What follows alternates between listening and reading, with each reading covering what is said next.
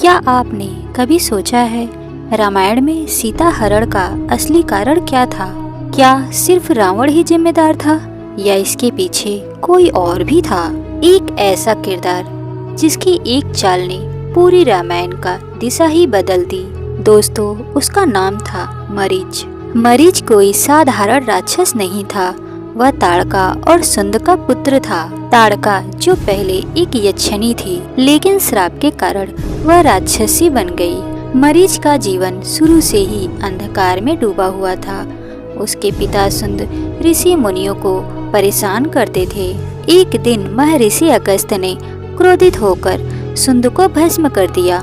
जब ताड़का को यह पता चला तो वह अपने दोनों पुत्रों मरीच और सुबाहु के साथ अगस्त ऋषि को मारने पहुंची। ऋषि अगस्त एक महिला और 2 बच्चों का वध नहीं करना चाहते थे, इसीलिए उन्होंने उन्हें वापस जाने को कहा। ताड़का नहीं मानी। तब ऋषि अगस्त ने उन्हें श्राप दिया कि वे राक्षस बन जाएं, और उसी दिन से मरीच का जीवन बदल गया। श्राप के बाद मरीच अपनी माँ ताड़का और भाई सुबाहु के साथ वन में रहने लगा।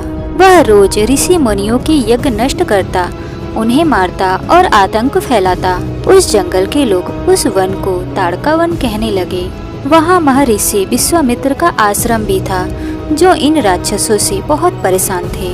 ऋषि विश्वामित्र अयोध्या गए और राजा दशरथ से सहायता मांगी। तब श्री राम और लक्ष्मण उनके साथ गए। जब यज्ञ शुरू हुआ तो मरीच और सुबाहु उसे नष्ट करने आए, लेकिन इस बार सामने थे स्वयं श्री राम और दोनों में युद्ध शुरू हुआ। श्री राम ने एक ही बाण से सुबाहु को मार दिया और मरीच को इतनी जोर से मारा कि वह दूर समुद्र में जाकर गिरा। उस दिन मरीच को पहली बार एहसास हुआ कि श्री राम कोई साधारण मनुष्य नहीं है। उस घटना के बाद मरीच डर गया।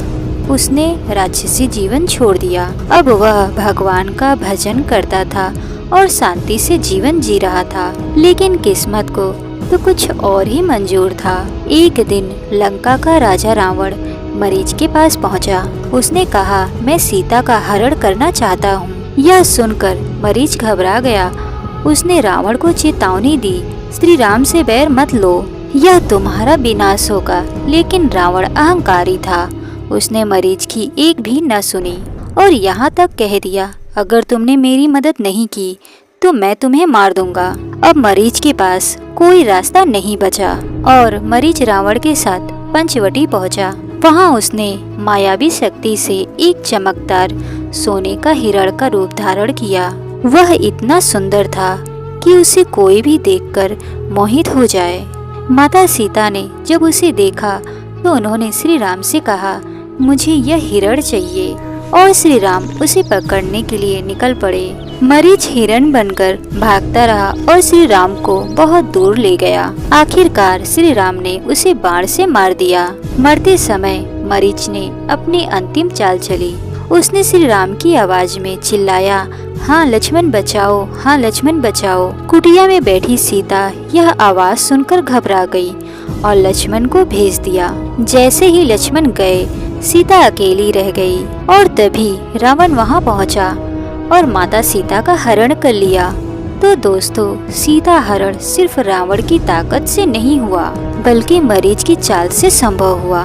एक ऐसा पात्र जो पहले तो राक्षस था, फिर साधु बना और अंत में मजबूरी में विनाश का कारण बन गया। यही रामायण हमें सिखाती है, गलत संगति और गलत फैसले सब कुछ बदल सकते हैं। अगर आपको ऐसे ही रहस्यमय कहानी पसंद है तो चैनल को सब्सक्राइब जरूर करें। जय श्री राम।